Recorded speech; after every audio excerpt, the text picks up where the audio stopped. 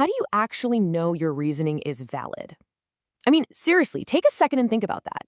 If you had to prove that the way you process information, how you decide what's true and what's totally false, is actually correct, how on earth would you do it without using that exact same reasoning to prove it?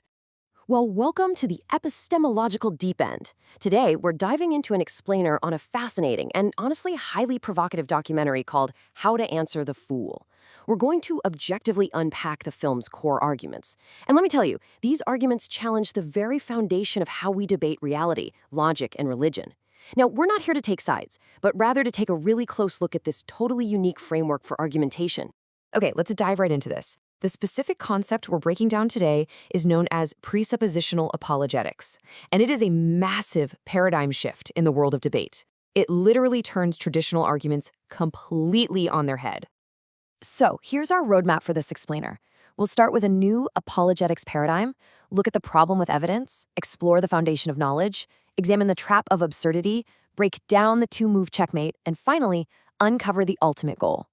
Starting off with Section 1, a new apologetics paradigm, shifting the debate. The source material begins by completely redefining standard religious debate. You see, traditionally, debaters use what's called evidential apologetics. That means bringing scientific, historical, or logical evidence to convince a skeptic. But the speakers in the documentary use presuppositional apologetics. They argue that absolutely everyone interprets evidence through their pre-existing beliefs, their presuppositions. To illustrate this, they tell this darkly comic story about a man who genuinely believes he is dead. His doctor, trying to prove him wrong, asks, "Do dead men bleed?" The man says no. So the doctor pricks the man's finger and blood appears. The man looks at it and says, "What do you know? Dead men do bleed." The whole point here is that if your underlying worldview is completely fixed, no amount of physical evidence will change it. You're just going to reinterpret the evidence to fit your belief. Moving on to Section 2. The problem with evidence, and asking the question, who is the judge? Now, what's really interesting here is a foundational flaw they see in modern evidence-based arguments. To wrap our heads around this, let's think about a courtroom. Out in the real world, who do you present evidence to? A judge, right? So, the documentary asserts that when a believer tries to present scientific or historical evidence to a skeptic, they're inherently making the skeptic the judge, which ultimately puts God on trial. In their worldview, relying on human evaluation of evidence actually elevates human reasoning above divine authority. And they argue that's a critical mistake right from the get-go. That brings us to Section 3, the foundation of knowledge. How do we know anything at all? To really grasp this approach, we have to dive into epistemology, which is just a fancy term for the theory of knowledge. The debaters use a concept called the infinite regress. Think of it like this. If you claim to know fact A, well, how do you know it? Because of B. Okay, but how do you know your reasoning for B is sound? Because of C. And you can see where this is going, right? The questioning just loops infinitely. The documentary argues that human reasoning without an omniscient, all-knowing starting point is just a logical dead end. If you don't know literally everything, something you don't know could completely contradict everything you think you know. So, according to the source material, without an infinite foundation of knowledge, which they define as God, you cannot logically account for knowing anything at all. In this framework, you aren't just debating biology or history anymore, you're arguing about epistemology itself. They claim that without a divine starting point, human logic literally cannot even justify its own existence. Next up is Section 4, the trap of absurdity, exposing logical fallacies. Armed with this specific epistemological framework, the documentary shows debaters taking to the streets with some really aggressive tactics. And you see this play out constantly in the film's footage.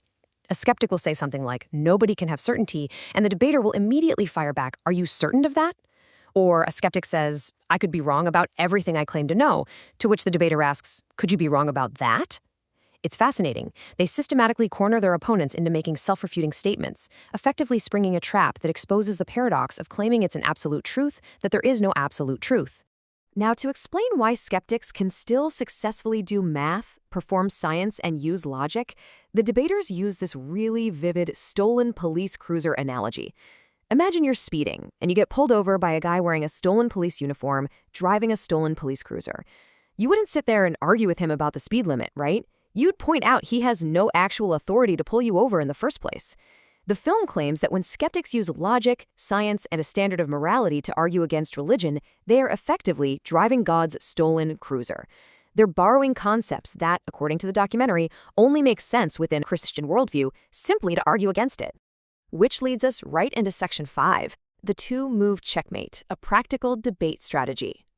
You see, the documentary doesn't just present high-level philosophy. It gives viewers a highly specific, practical debate methodology. And honestly, it ignores specific objections entirely.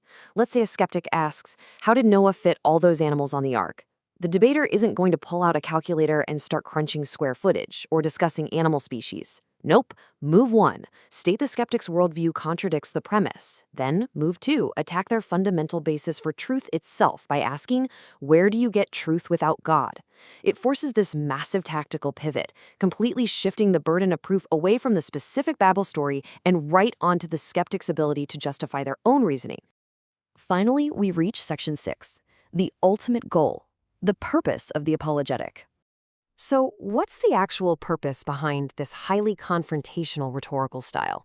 Well, the debaters root their strategy in two back-to-back verses from the Bible. The first is Proverbs 26:4, "Do not answer a fool according to his folly." To the speakers in the film, this essentially means a debater must never, ever accept the skeptic's premise that human logic is the supreme judge of truth. Think of it like this. You don't step into their metaphorical airplane, because if you do, you're going to end up at their destination.